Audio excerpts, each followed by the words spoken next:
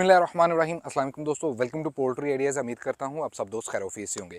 आज की ये वीडियो मेरे तमाम उन दोस्त अहबाब के लिए है जो मुर्गियों का काम कर रहे हैं और उनको इसमें खातर खा मुनाफा नहीं हो रहा, या फिर वो दोस्त अहबाब जो मुर्गियों के काम में आना चाह रहे हैं लेकिन वो इस शशोपंज का शिकार हैं कि यार मुर्गियों के काम में आया जाए या ना आया जाए। क्योंकि अक्सर हमने एक बात सुनी हुई है ख़ासकर मुर्गियों को लेके कि भाई मुर्गियों का काम जो है ये बहुत रिस्की काम है। दूसरी बात आम ये कि मुर्गियों के काम में सिर्फ नुकसान ही नुकसान है। और इसी से मिलती जुलती एक और बात है कि यार मुर्गियों का काम एक जुआ है, लग गया तो लग गया, नहीं तो फ्लॉप और नुकसान ही होना है।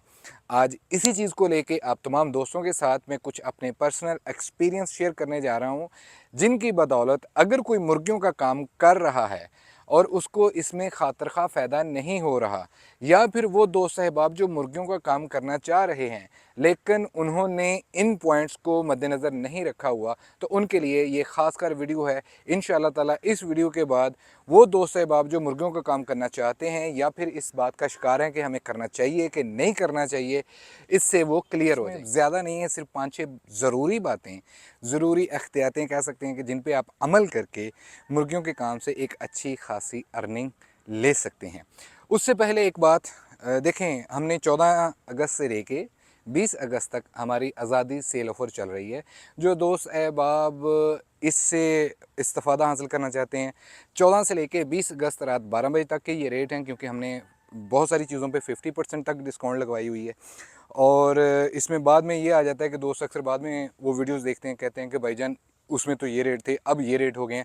तो उन तमाम दोस्तों के लिए ये वीडियो हमारी चल रही है जी, और इसका टिकट भी मैं आप दोस्तों को शेयर कर रहा हूँ। और ये मैक्सिमम 20 अगस्त रात 12 बजे तक जिन दोस्त अहबाब के ऑर्डर आएंगे वही इस डिस्काउंट ऑफ़र से इस्तेफ़ादा हासिल कर सकते हैं।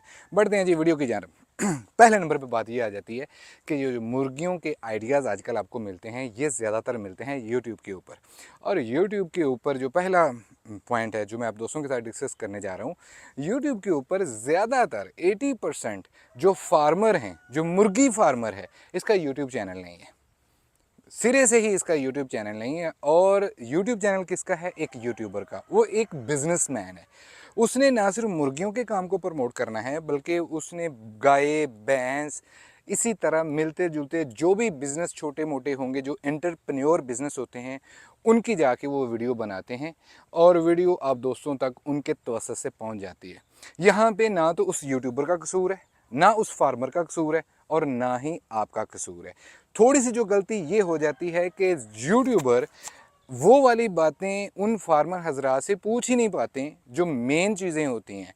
वो उनका फोकस होता है मैक्सिमम अपनी वीडियोस के व्यूज़ हासिल करने के लिए, कि हमने ऐसा कंटेंट आप दोस्तों के साथ शेयर करना है कि जिससे ज़्यादा से ज़्यादा उसकी वीडियो के ऊपर व्यूज़ आएँ।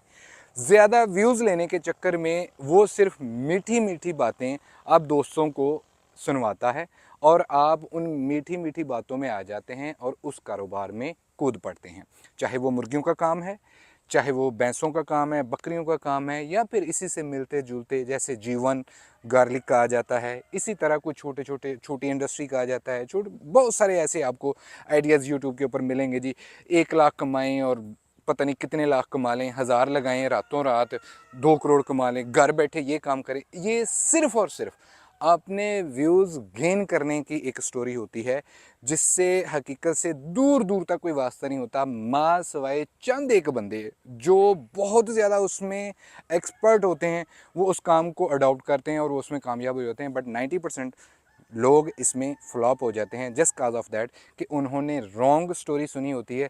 सिर्फ मीठा मीठा हप हप सुन के उस काम में कूद पड़ते हैं, बट उसकी प्रिकॉशंस, उसकी एहतियातें, उसकी बीमारियां, उसमें वो खदशात आप दोस्तों के साथ शेयर नहीं किए जाते जो कि एक कारोबार में मुमकिन नुकसान की वजूहात बनते हैं। एक तो ये काज आ जाता है। अच्छा, इसमें अगला पॉइंट आ जाता है, देखें फार्मिंग के रिलेटेड कोई भी काम होता है, ख़ास कर लाइफ स्टॉक उसे बोलते हैं जो सांस लेने वाली जानदार चीज़ों का कारोबार करते हैं, जिनमें मुर्गी, भैंस, बकरी, मुर्गी, बतख, मछली, इस तरह की चीज़ें आ जाती हैं जो लाइफ स्टॉक का बिज़नेस होता है। इसमें बेइंतहा किस्म का प्रॉफिट होता है, सिर्फ नुकसान होता है बीमारी की सूरत में।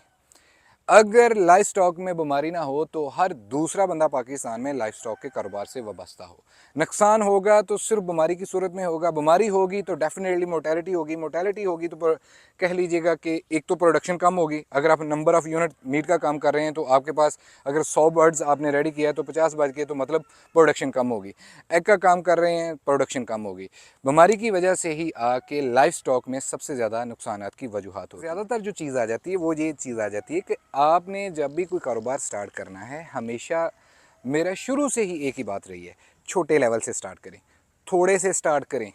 अगर आप नए बंदे हैं तो एक पायलट प्रोजेक्ट लगा लें, उसको करके देख लें। आपका पैसा, आपके पास बजट, ये कभी भी उस चीज़ को नहीं बचा सकता जो आप सोचते हैं। पहले खुद करें, थोड़े से करें, समझें चीज़ों को। जब आप इन चीज़ों को समझ लें, आपको ये पायलट प्रोजेक्ट एक अच्छा रिज़ल्ट दे दे, तो फिर उसके बाद किसी बड़े स्टेप में आइएगा। हम ज़्यादातर दोस्त जो हैं वो पहले बड़ा स्टेप ले लेते हैं और इसमें एक बड़ी गलती ये कर लेते हैं कि फॉर एग्जांपल जैसे मुर्गियों का काम करना है तो हमारे पास अगर 100% इन्वेस्टमेंट है तो उसमें 70% हमारी इन्वेस्टमेंट जो है वो कंस्ट्रक्शन पे लग जाती है। जैसे ये आपको मेरा फार्म नज़र आ रहा है, तो हम क्या करते हैं, 70% कंस्ट्रक्शन पे लगा लेते हैं और 30% जो है वो बाकी ब्रीड पे या फिर उस प्रोडक्ट पे लगाते हैं। जबकि होना ये चाहिए कि अगर पहली मरतबा आप कर रहे हैं, आपने पायलट प्रोजेक्ट कर लिया, आप कामयाब हो गए, तो उसके बाद फिर सेकंड स्टेप पे भी एहतियात से चलें, रेंट आउट करें, रेंट पे लें, उसमें अपनी प्रोडक्ट डालें, तजर्बा करें, कमर्शियल लेवल पे भी आप कामयाब होते हैं, देन फिर आप अपनी कंस्ट्रक्शन पे। नहीं जी, इसमें अगला पॉइंट आ जाता है कि अगर आप ख़ासकर मुर्गियों का काम करना चाहते हैं तो आपने एक काम ज़रूर करना है, वो है इंटर्नशिप। जैसे हम स्टडी करते थे तो हमें ना एक टीचर बात बताते थे, नो नॉलेज विदाउट कॉलेज। तो फार्मिंग में जो कॉलेज होता है ये बेसिकली वो फार्म होता है जिधर से जाके आपने सीखना होता है। आप यूट्यूब से सीख लें, आप नेट से सीख लें, आप किताबों से सीख लें, वो अलग है। आपका इल्म तब तक किसी काम का नहीं है जब तक उस इल्म को आप किसी अमल में ना लेके आएँ। और पहले नंबर पे आप ये गलती ना कीजिएगा कि चलें जी मैंने इल्म हासिल कर लिया, अब खुद कर लूँ। कोशिश करें, अगर मुमकिन है, बड़े स्केल पे आप काम करना चाहते हैं तो किसी फार्म पे जाके 2 से 3 हफ्ते ज़रूर लगाइएगा। वहाँ से आपको वो चीज़ें मिलेंगी जो आपको किताबों से, नेट से या फिर कह लीजिएगा कि रिसर्च से नहीं मिलेंगी। ये आपका अगली जो बात आ जाती है, आज आपको वो राज की बात बताने लगा हूँ, शायद किसी बिज़नेस को लेके किसी भी बंदे ने आप दोस्त से शेयर की हो। वो राज की बात ये है कि आप जब कोई कारोबार स्टार्ट करते हैं तो अक्सर आपने देखा होगा कि लोग कहते होंगे कि यार वो फ़लाँ बंदे के पास जाएं, वो इस काम में बड़ा माहिर है, वो बड़ा कामयाब है, वो आपको सही गाइड करेगा। बट मेरा मानना है कि आप उस बंदे के पास ज़रूर जाएं जो कामयाब है, उसके साथ आपने एक नाकाम बंदे के पास भी जाना है उस कारोबार के रिलेटेड। अगर हम मुर्गियों का काम करना चाहते हैं तो जो नाकाम पोल्ट्री फार्मर है जिसने ये काम शुरू किया था, साल 2 साल 4 साल बाद उसने बंद कर दिया है, तो उसको आपने जाके पूछना है कि भाई आपने ये कारोबार क्यों बंद किया। आपको तब क्या क्या ऐसी वजूहात बनी, कौन से ऐसे नुकसानात हुए, किस वजह से हुए, वो हमारे साथ शेयर करें।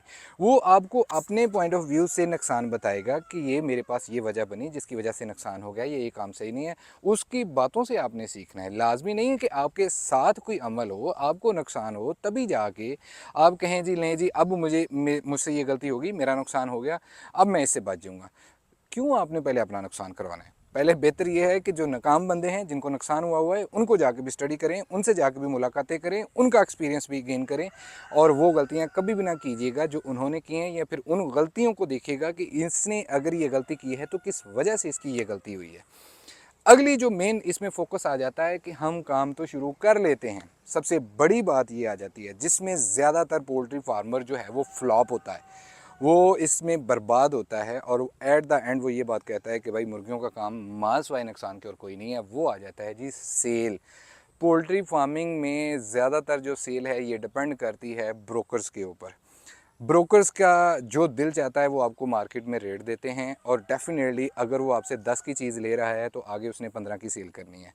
तो यहाँ पे बात करने का मकसद है कि जब तक आप अपनी प्रोडक्ट की खुद से सेल्स के लिए फ़िक्रमंद नहीं होंगे तब तक आपका कारोबार एक रिस्क पे रहेगा, तब तक आप मार्केट के ऊपर रहेंगे। हाँ जी, इस माइट भी हो सकता है मार्केट ऊपर चल जाए, माइट भी हो सकता है मार्केट डाउन चल जाए, अनटिल अनलेस जब तक खुद आप अपनी प्रोडक्ट को प्रमोट करें, मार्केट में लॉन्च करें, मार्केट में लोगों तक, एंड यूज़र तक उसकी रसाई को यकीनी बनाएं, तब जाके आप एक उस मुमकिना नुकसान से बच सकते हैं जो आपको होना तो नहीं चाहिए था। आपने प्रोडक्ट अच्छी तैयार कर ली, प्रोडक्शन भी अच्छी आ रही है, बर्ड भी आपका सही सलामत है, रेट नहीं लग रहा, वो रेट इसलिए नहीं लग रहा कि आपने सही तरह से उसकी मार्केटिंग नहीं की। अब मार्केटिंग कैसे करते हैं, अपना माल कैसे सेल करते हैं, इसके ऊपर भी मैंने डिटेल से एक वीडियो बनाई हुई है, आपके साथ वो टिकट शेयर कर रहा हूँ, आपने जाके लाजमी वो वीडियो भी देख लेनी है। उम्मीद करता हूँ कि ये चंद एक पॉइंट थे जो मैंने ज़रूरी समझा कि आप दोस्तों के साथ शेयर कर दिए जाएँ। जो दोस्त अहबाब मुर्गियों के काम में आना चाहते हैं, एटलीस्ट उनको थोड़ा सा इल्म हो, थोड़ा सा उनको पता चल जाए कि भाई अगर हमने मुर्गियों के काम में आना है तो हमने ये बातों का लाजमी ख्याल करना है। इसके बाद जाके बहुत हद तक आप किसी भी नुकसान से बच सकते हैं। उम्मीद करता हूँ ये वीडियो आप दोस्तों को पसंद आई होगी। अपना और अपने प्यारों का रखिए बहुत सारा ख्याल। अल्लाह पाक आपका हामी नासिर। अल्लाह हाफिज़।